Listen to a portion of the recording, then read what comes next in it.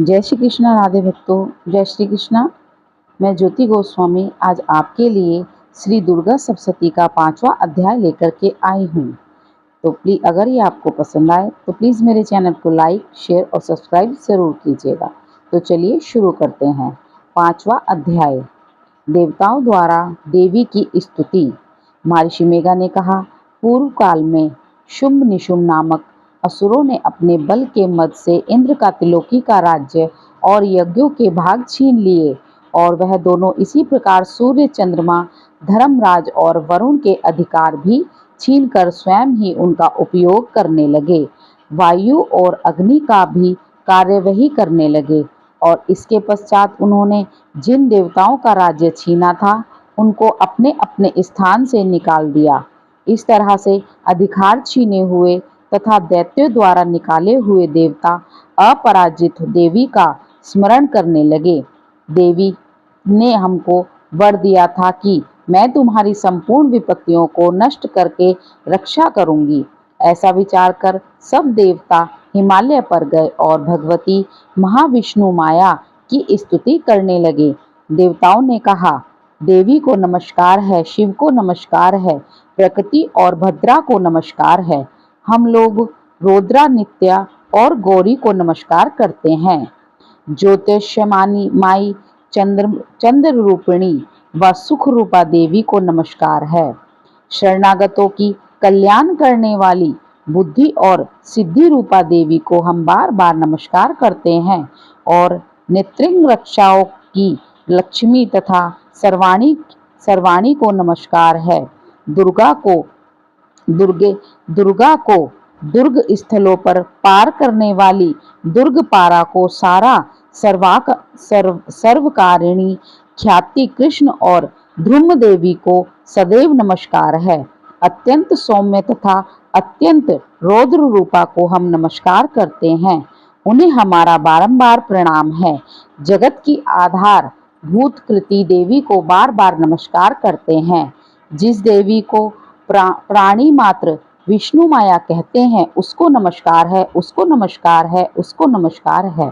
जो देवी संपूर्ण प्राणियों में चेतना कहलाती है उसको नमस्कार है, उसको नमस्कार है, उसको नमस्कार है।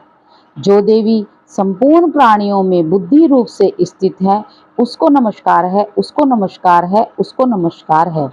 जो देवी सब प्राणियों में निंद्रा रूप से विराजमान है उसको नमस्कार है, उसको नमस्कार है, उसको नमस्कार है।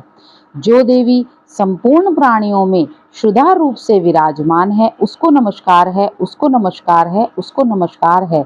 जो देवी संपूर्ण प्राणियों में छाया रूप से स्थित है उसको नमस्कार है, उसको नमस्कार है, उसको नमस्कार है। जो देवी सब प्राणियों में शक्ति रूप से स्थित है उसको नमस्कार है, उसको नमस्कार है, उसको नमस्कार है। जो देवी संपूर्ण प्राणियों में तृष्णा रूप से स्थित है उसको नमस्कार है, उसको नमस्कार है, उसको नमस्कार है। जो देवी सब प्राणियों में शांति रूप से स्थित है उसको नमस्कार है, उसको नमस्कार है, उसको नमस्कार है। जो देवी सब प्राणियों में जाति रूप से स्थित है उसको नमस्कार है, उसको नमस्कार है, उसको नमस्कार है। जो देवी सब प्राणियों में लज्जा रूप से स्थित है उसको नमस्कार है, उसको नमस्कार है, उसको नमस्कार है। जो देवी सब प्राणियों में शांति रूप से स्थित है उसको नमस्कार है, उसको नमस्कार है, उसको नमस्कार है। जो देवी संपूर्ण प्राणियों में श्रद्धा रूप से स्थित है उसको नमस्कार है, उसको नमस्कार है, उसको नमस्कार है। जो देवी संपूर्ण प्राणियों में कांति रूप से स्थित है, जो देवी सब प्राणियों में लक्ष्मी रूप से स्थित है उसको नमस्कार है, उसको नमस्कार है, उसको नमस्कार है। जो देवी संपूर्ण प्राणियों में वृत्ति रूप से स्थित है उसको नमस्कार है, उसको नमस्कार है, उसको नमस्कार है। जो देवी सब प्राणियों में स्मृति रूप से विराजमान है उसको नमस्कार है, उसको नमस्कार है, उसको नमस्कार है। जो देवी सब प्राणियों में दया रूप से स्थित है उसको नमस्कार है, उसको नमस्कार है, उसको नमस्कार है। जो देवी सब प्राणियों में तृष्णी रूप से स्थित है उसको नमस्कार है, उसको नमस्कार है, उसको नमस्कार है। जो देवी संपूर्ण प्राणियों में मात्र रूप से स्थित है, उसको नमस्कार है, उसको नमस्कार है, उसको नमस्कार है। जो देवी संपूर्ण प्राणियों में भ्रांति रूप से स्थित है, उसको नमस्कार है, उसको नमस्कार है, उसको नमस्कार है। जो देवी संपूर्ण प्राणियों में नित्य व्याप्त रहती है, उसको नमस्कार है, उसको नमस्कार है, उसको नमस्कार है। जो देवी चैतन्य रूप से इस संपूर्ण संसार को व्याप्त करके स्थित है, उसको नमस्कार है, उसको नमस्कार है, उसको नमस्कार है। पूर्व काल में देवताओं ने अपने अभिष्ट फल पाने के लिए जिसकी स्तुति की है और देवराज इंद्र ने बहुत दिनों तक जिसका सेवन किया है, वह कल्याण की साधना भूता ईश्वरी हमारा कल्याण करे और मंगल करे तथा सारी विपत्तियों को नष्ट कर डाले। असुरों के सताए हुए हम संपूर्ण देवता उस परमेश्वरी को इस समय नमस्कार करते हैं तथा जो भक्ति पूर्वक स्मरण की जाने पर तुरंत ही सब विपत्तियों को नष्ट कर देती है, वह जगदम्बा इस समय भी हमारा मंगल करके हमारी समस्त विपत्तियों को दूर करे। महर्षि मेघा ने कहा, हे राजन, इस प्रकार जब देवता स्तुति कर रहे थे तो उसी समय पार्वती जी गंगा में स्नान करने के लिए आई। तब उनके शरीर से प्रकट होकर शिवा देवी बोली, शुंभ दैत्य के द्वारा स्वर्ग से निकले हुए और निशुंभ से हारे हुए यह देवता मेरी स्तुति कर रहे हैं। पार्वती के शरीर से अंबिका निकली थी, इसलिए उसको संपूर्ण लोक में कौशिकी कहते हैं। कौशिकी के प्रकट होने के पश्चात पार्वती देवी के शरीर का रंग काला हो गया और वह हिमालय पर रहने वाली कालिका देवी के नाम से प्रसिद्ध हुई। फिर शुंभ और निशुंभ के दूत चंडमुंड वहां आए और उन्होंने परम मनोहर रूप वाली अंबिका देवी को देखा। फिर वह शुंभ के पास जाकर बोले, महाराज, एक अत्यंत सुंदर स्त्री हिमालय को प्रकाशित कर रही है। वैसा रंग रूप आज तक हमने किसी भी स्त्री में नहीं देखा। हे असुरेश्वर, आप यह पता लगाएं कि वह कौन है और उसको ग्रहण कर लें। वह स्त्रियों में रत्न है। वह अपनी कांति से 10 दिशाओं को प्रकाशित करती हुई वहां स्थित है, इसलिए आपको उसका देखना उचित है।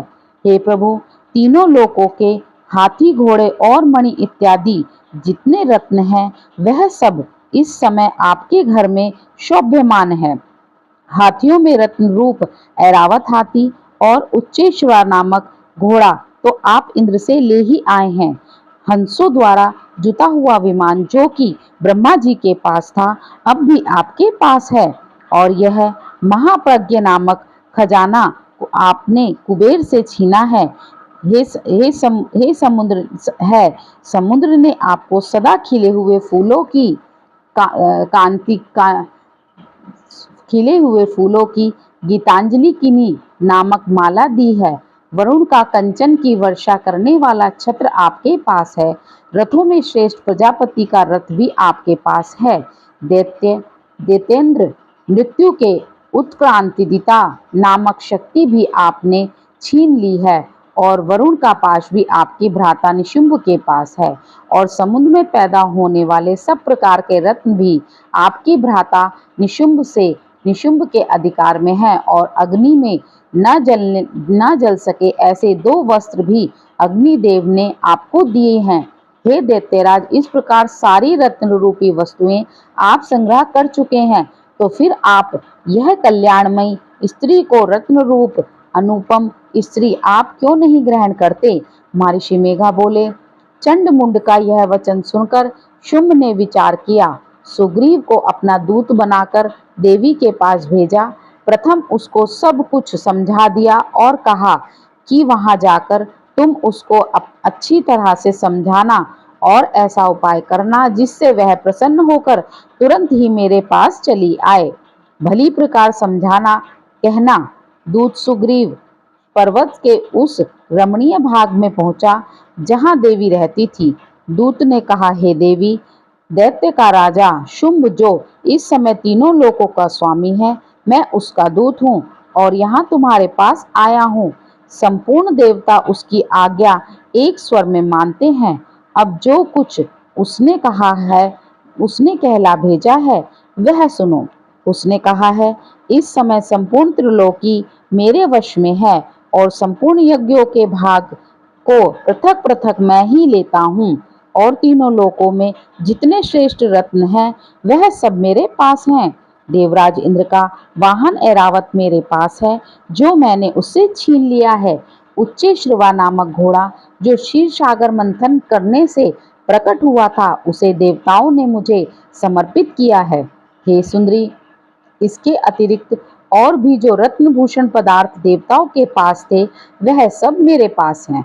हे देवी, मैं तुम्हें संसार की स्त्रियों में रत्न मानता हूँ, क्योंकि रत्नों का उपयोग करने वाला मैं ही हूँ।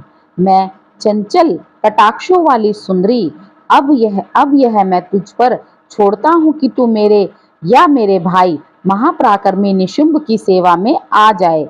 यदि तू मुझे वरेगी तो तुझे अतुल महान ऐश्वर्य की प्राप्ति होगी, अतः तू अपनी बुद्धि से यह विचार कर मेरे पास चली आओ। महर्षि मेघा ने कहा, दूत के ऐसा कहने पर संपूर्ण जगत का कल्याण करने वाली माँ भगवती दुर्गा मन ही मन मुस्कुराई और इस प्रकार कहने लगी। देवी ने कहा, हे दूत, जो तुम कुछ कह रहे हो वह सत्य है और इसमें किंचित मात्र भी झूठ नहीं है। शुंभ इस समय तीनों लोकों का स्वामी है और निशुंभ भी उसी की तरह पराक्रमी है, किंतु इसके संबंध में मैं जो प्रतिज्ञा कर चुकी हूँ उसे मैं कैसे झुठला सकती हूँ। अतः तू मैंने जो प्रतिज्ञा की है उसे सुन। जो मुझे युद्ध में जीत लेगा और मेरे अभिमान को खंडित करेगा तथा बल में मेरे समान होगा, वही मेरा स्वामी होगा। इसलिए शुंभ अथवा महापराक्रमी निशुंभ यहाँ आवे और युद्ध में मुझे जीत कर मुझसे विवाह कर लें। इसमें भला देर की क्या आवश्यकता है। दूत ने कहा, हे देवी, तुम अभिमान में भरी हुई हो, मेरे सामने तुम ऐसी बात ना करो। इस त्रिलोकी में मुझे तो ऐसा कोई नहीं दिखता जो कि शुंभ और निशुंभ के सामने ठहर सके। हे देवी, जब अन्य देवताओं में से कोई शुंभ व निशुंभ के सामने युद्ध में ठहर नहीं सकता, तो फिर तुम जैसी स्त्री उनके सामने रणभूमि में कैसे ठहर सकोगी। जिन शुंभ आदि असुरों के सामने इंद्र आदि देवता नहीं ठहर सके, तो फिर तुम अकेली स्त्री उनके सामने कैसे ठहर सकोगी। अतः तुम मेरा कहना मानकर उनके पास चली जाओ, नहीं तो जब वह तुम्हें केस पकड़कर घसीटते हुए ले जावेंगे तो तुम्हारा गौरव नष्ट हो जाएगा। इसलिए मेरी बात मान लो। देवी ने कहा, जो कुछ तुमने कहा है ठीक है। शुंभ और निशुंभ बड़े बलवान हैं, लेकिन मैं क्या कर सकती हूँ, क्योंकि मैंने बिना विचारे प्रतिज्ञा कर ली है। इसलिए तुम जाओ और मैंने जो कुछ कहा है वह सब आदर पूर्वक असुरेंद्र से कह दो। इसके पश्चात जो वह उचित समझे करें।